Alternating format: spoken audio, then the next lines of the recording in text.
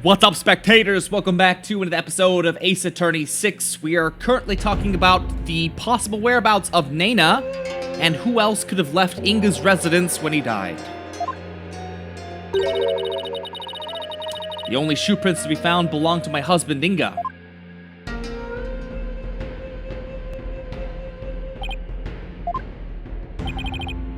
Then,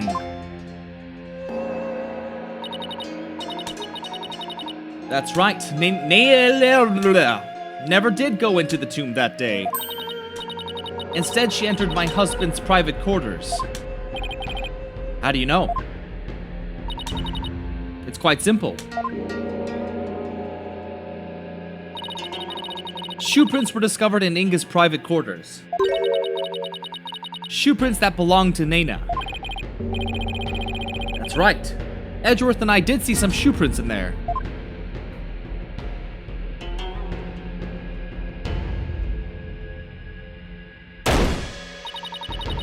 Now do you understand? Nana could not possibly have gone into the tomb, and that supposed third person at the crime scene is but a figment of your imagination. Another glorious deduction! All hail the genius, that is her eminence, Queen Gara. Bow down before her glory!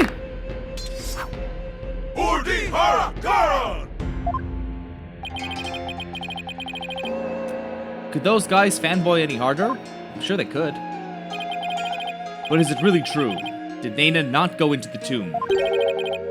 Excuse me, but... Mr. Wright? Your benevolence, what time was it when that dog attacked Nana? I believe it was about 2:15 p.m. I see. Apollo, if Nana entered Inga's private quarters at around 2:15, and Inga came racing out at around 2:30, pale-faced and screaming, then... I know what you're getting at. Yes, that might explain his scream. Will the defense please share their theory regarding Justice Minister Inga's scream? Certainly, Your Majesty. Minister Inga screamed because... he was attacked by Nana. This would make the Justice Minister's private quarters the real scene of the crime. Objection! Does your idiocy know no bounds? The minister's body was found in the tomb. Or are you suggesting that the body was moved?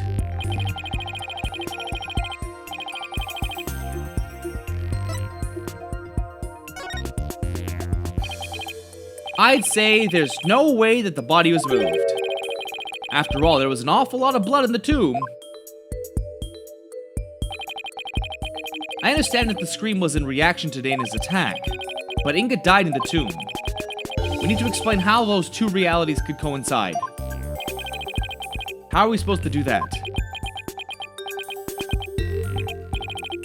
Maybe where he was stabbed and where he died were two completely different locations. What do you mean? Let's look at this as simply as possible. If the minister's body wasn't moved, he might have been stabbed by Nana in his private quarters. Ooh, don't want to be stabbed there. But then died in the tomb.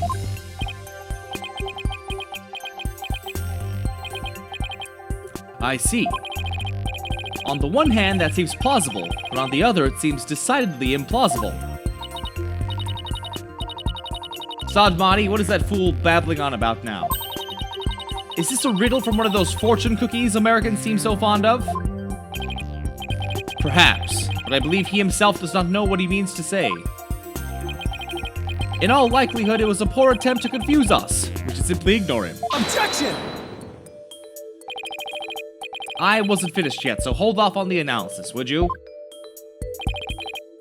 The autopsy report never stated that the minister's death was instantaneous. So he could have conceivably moved from one place to another after being stabbed. Are you suggesting he ran all the way to the tomb with a knife sticking out of his back?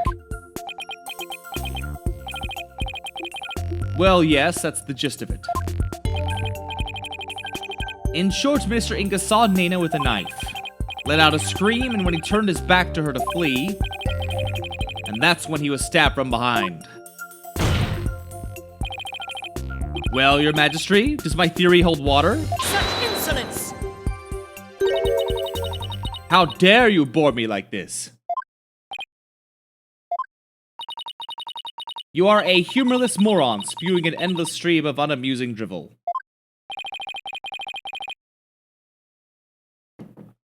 I wasn't trying to be funny. Prosecutor, enlighten this ignorant clown in lawyer's clothing.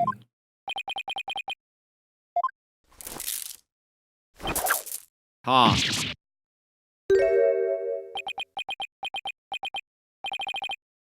Nayuda? You dull, slow-witted, putrid-minded lawyer. Oh, everyone's insults are so stupid. Perhaps you would be too stupid to notice you had been stabbed in the back. But a normal person would have noticed due to the excruciating pain. Now hold on. Allow me to teach you the meaning of pain. Please stoop. Yuta has a point. Normally most people would notice a dagger in their back. Yeah, I doubt someone could ignore pain like this. Still, in this case, it's the word normally that we should emphasize. Apollo, take a look at the court record. There must be something that explains this. There's a reason Inga didn't feel any pain. And the defense will submit evidence proving just that. Very well, please present your evidence. Why didn't he feel the pain? Take that! Those are my father's painkiller shots. The defense will explain the significance of this evidence. Inga suffered from terrible back pain, so he often injected himself with these. We're told that one shot in the back would make all his pain go away. With this, I bit my tongue. It's easy to explain what happened. Don't tell me you didn't know about these, Your Eminence. You can't mean. Oh, I do mean. He was stabbed in his back, close to where he usually injected the painkiller. Therefore, it's entirely possible that he hadn't noticed that he'd been stabbed. What's this?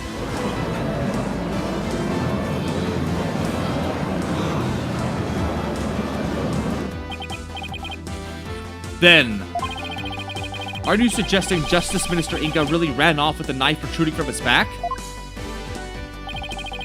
I am, Your Majesty. So then, when I saw my father, he had a knife sticking out of him? I mean, with that cape of his, I couldn't see his back very well. The knife was there, it was just plunged in so deep you didn't notice it under the cape. Therefore, when you saw your father, he was already dead. Murdered by Dana in his private quarters.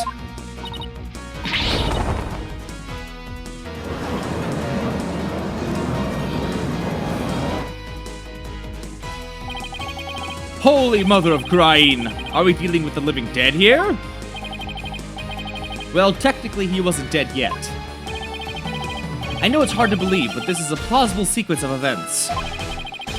And once Minister Inga arrived at the tomb, he could have removed the knife and dropped dead from blood loss. Nana killed my father. There must be some mistake. The defense would like to call Nana to the stand. Objection! You seek to drag an innocent old woman to the stand with no proof whatsoever. Well, there's no real proof, but... what a tangled web of expedient lies you weave. I can no longer tell fact from fiction. Who or what shall I believe in now? Sorry, all I've done is confuse you. But, I have a sneaking suspicion Naina's involved in this case one way or another. Just when I thought we'd blown this case wide open. Well, there's no turning back now. You fool of a lawyer. I know why you're so desperate to prove the accused innocent. You do? Because he faces public execution if proven guilty. As shall you, under the stipulations of the Defense Culpability Act. From the moment you accepted this case, you have had no choice but to fight for your lives. No, the simple fact is I've always believed that Dirk is innocent. Bah, humbug! Still you cling to your pretense. Very well, I should offer you a bargain. If you'd admit that the accused is guilty right here, right now, I shall overlook your crime of abetting him, and you will not be subject to execution. This some sort of joke? Far from it. As Queen, I have the power to grant pardons, even to criminals like you. And with the wave of my hand, I can even reduce the severity of a sentence. Perhaps even for Dirk, should you be willing to cooperate. She wasn't kidding when she said that she's the law here. But to flaunt that power in our faces like that, that's just wrong. Forget all that has transpired in our kingdom and return to your own country in peace. Will you abandon your defense of the accused and accept my generous offer? If I don't take this deal, we'll be executed along with Dirk if he's found guilty. What should I do? Let's abandon the defense. We can be home by 5 and have some burgers. We'll be executed if we lose this trial.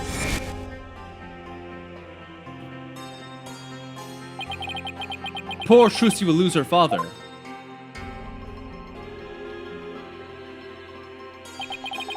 I'd feel bad for Athena. And besides, life is precious. It's not something you should gamble with.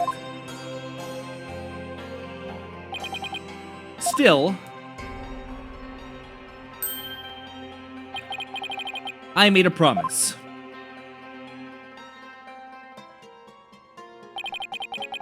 And there's one more person I can't abandon in his time of need. Which leaves me with only one choice, to abandon the case.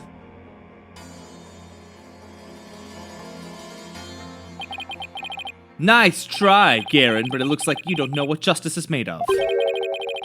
We won't kowtow to threats like that, Your Eminence. Mr. Wright, I'm sorry, but I can't back down now. I don't want to drag you into this, so... Don't worry, I'm with you, Apollo. To the bitter end, if need be. And while I can't say I'm used to it, this isn't exactly my first rodeo.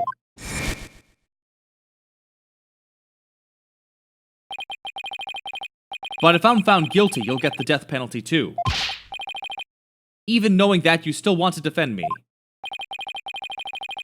I don't know what happened in the past. But it looks like everyone in this country considers lawyers to be liars. So I can understand if you don't believe me. I still believe in you and your innocence. So all I have to do is keep believing and find the truth. That's all there is to it.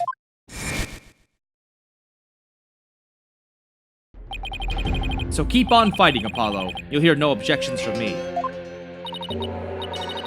You nincompoops! You'll die if you lose this case. Why would you even entertain the notion of continuing? I believe that Dirk is innocent, that's why.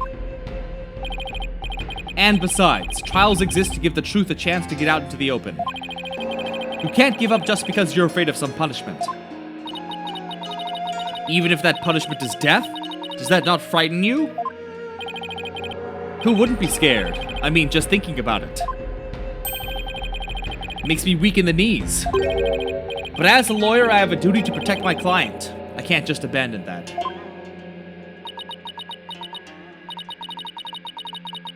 A duty you're willing to die for? And yet yes, you're cowardly. Duty, it's a heavy burden, all right.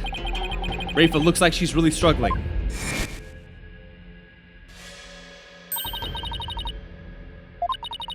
As Crown Princess, you're destined to rule this kingdom one day. That means we already read this, like...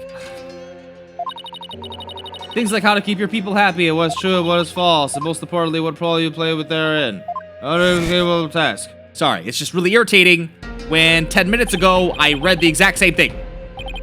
But it's no surprise considering the torrent of painful truths she had to face.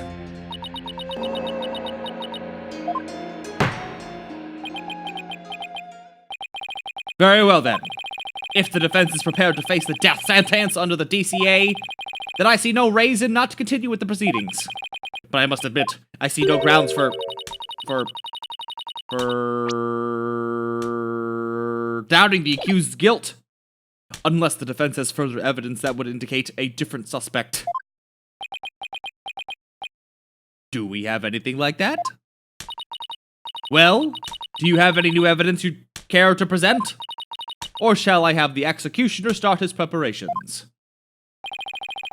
If she thinks I can't do this, she's got another thing coming. But first, I have some serious thinking to do. I'd say that new evidence indicating a different suspect.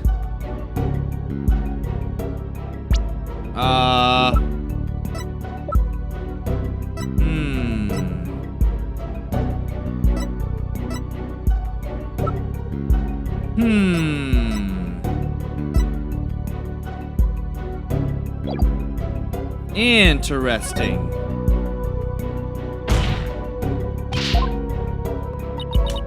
Ho ho ho, do you now? How very interesting. Why doesn't she sound the least bit concerned? No, I can't let her get to me. I just have to keep pressing forward. This new evidence points to a different suspect. Take that! Okay.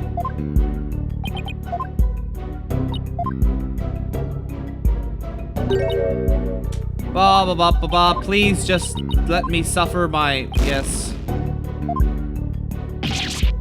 Okay.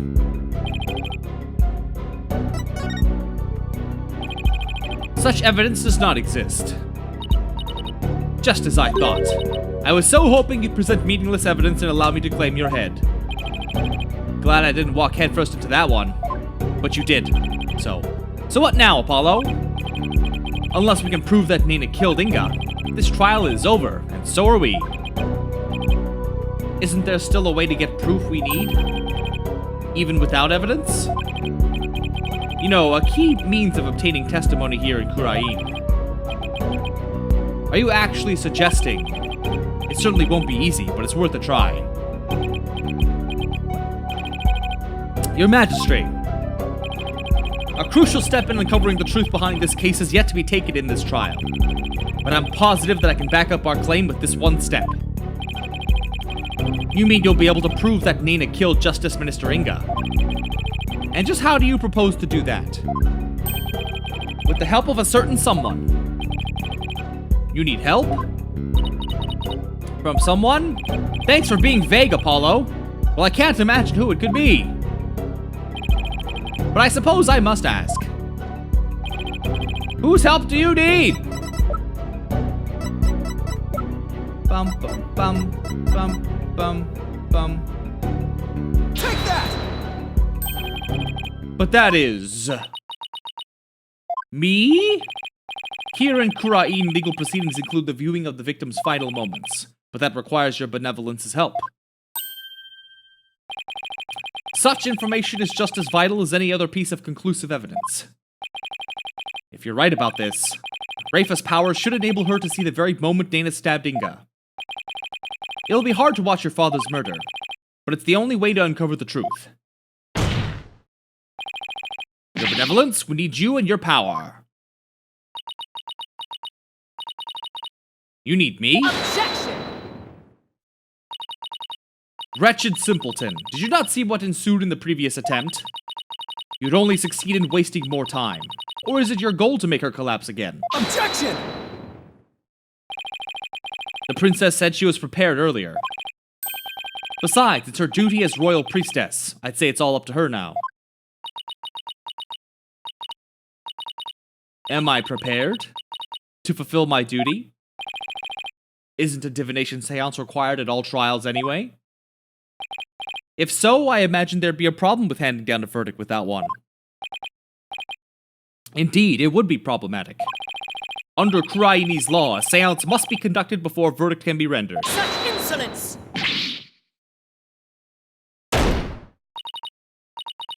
Must you try my patience so? If I must dispense with that vexing law, then dispense with it I shall. As ruling sovereign of Kurain, I proclaim the following.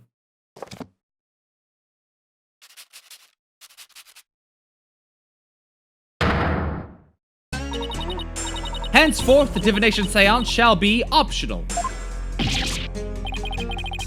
She has the power to do that? She just rewrote the law with a flourish of her hand.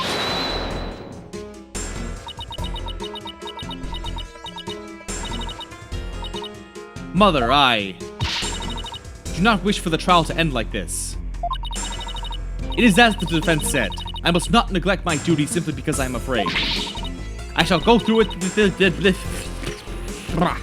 I shall go through it this time. I'll conduct the seance once more. Such insolence! Rafa, do not be fooled by his loyalty guile.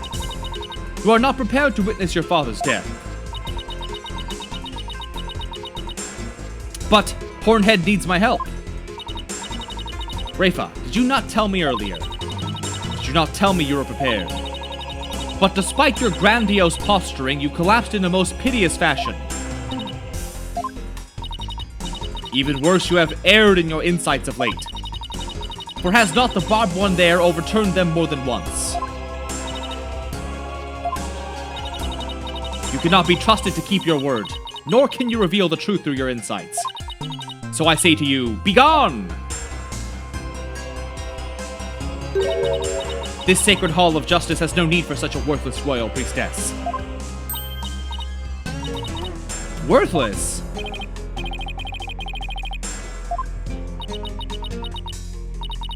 So, Mother, you think me worthless?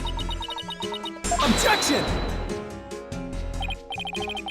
Her benevolence says she can do it, doesn't she? So I don't see why you have to condemn her before she's even made the attempt.